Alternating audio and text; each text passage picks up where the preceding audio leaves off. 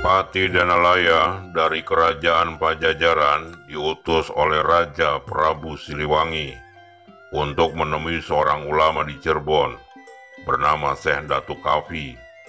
Pati Danalaya diutus menemui Syekh Datu Kafi dengan tujuan untuk memperingatkan ulama tersebut supaya berhenti menyebarkan Islam di wilayah kekuasaan kerajaan Pajajaran. Dalam misi tersebut, Pati Danalaya gagal untuk menghentikan syiar dakwah yang dilakukan Syekh Datu Kafi.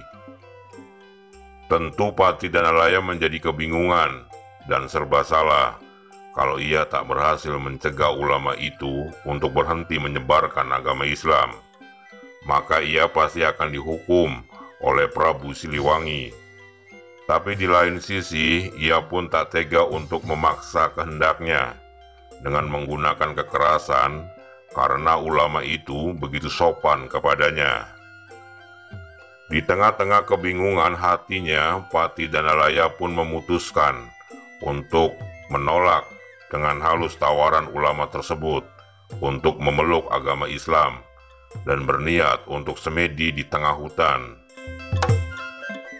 Di tengah-tengah kebingungan hatinya, Pati Danalaya pun memutuskan untuk menolak dengan halus tawaran ulama tersebut untuk memeluk agama Islam dan berniat untuk semedi di tengah hutan. Mbah Kuwu Cirebon atau Pangeran Cakrabuana mendengar bahwa di tengah hutan ada seorang pandita sakti yang sedang bertapa.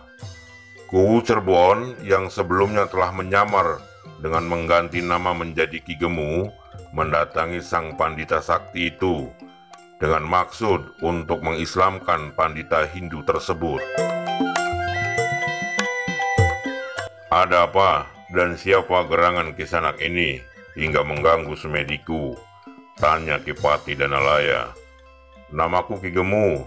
Maksud dan tujuanku ke sini adalah untuk mengajak Kisanak memeluk agama Islam, kata Ki Kuwu Cirebon.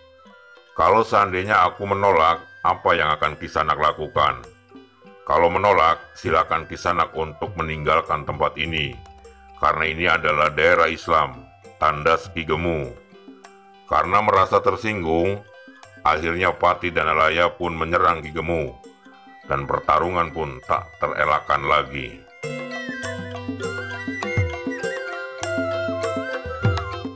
Kedua ksatria yang sama-sama berilmu itu saling menyerang dan berusaha mengalahkan lawannya.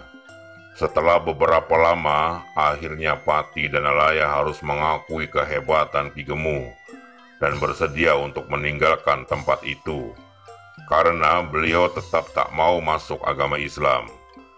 Pati Danalaya yang tak berani untuk kembali ke Pajajaran karena takut dihukum oleh Prabu Siliwangi atas kegagalannya mengemban tugas, akhirnya memilih untuk pergi berkelana dan tak jelas arah serta tujuannya, yang oleh masyarakat Cirebon disebut sebagai lunga kelaya-laya.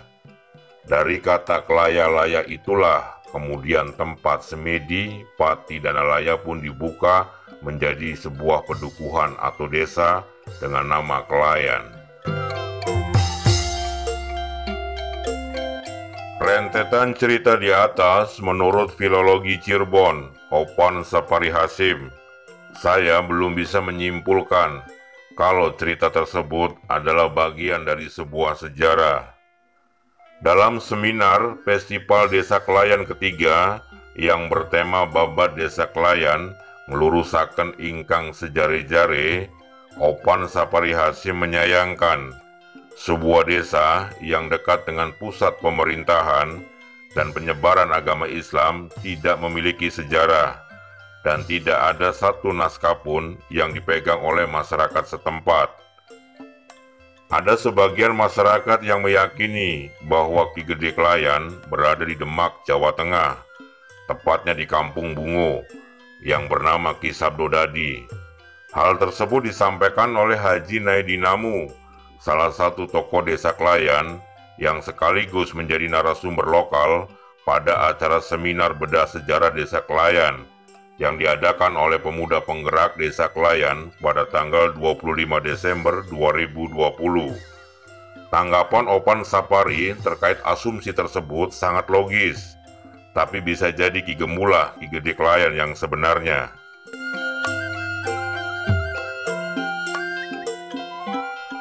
Kesimpulan Opan Sapari Hasim di akhir seminar Festival Desa Kelayan ketiga menyarankan bahwa Desa Kelayan perlu dikaji dan ditelusuri lagi sejarahnya. Kita telusuri dari manuskrip, artefak, nama jalan, nama blok, dan lain-lain untuk bisa menyatakan sebuah sejarah. Karena menurut Opan Sapari, no data no history, dan perlu dibentuk tim penyelusuran sejarah. Dalam hal ini, beberapa unsur masyarakat Kelayan harus dilibatkan dan perlu dukungan serta kehadiran aparatur desa sebagai penopang suksesnya penyelusuran jati diri sebuah desa.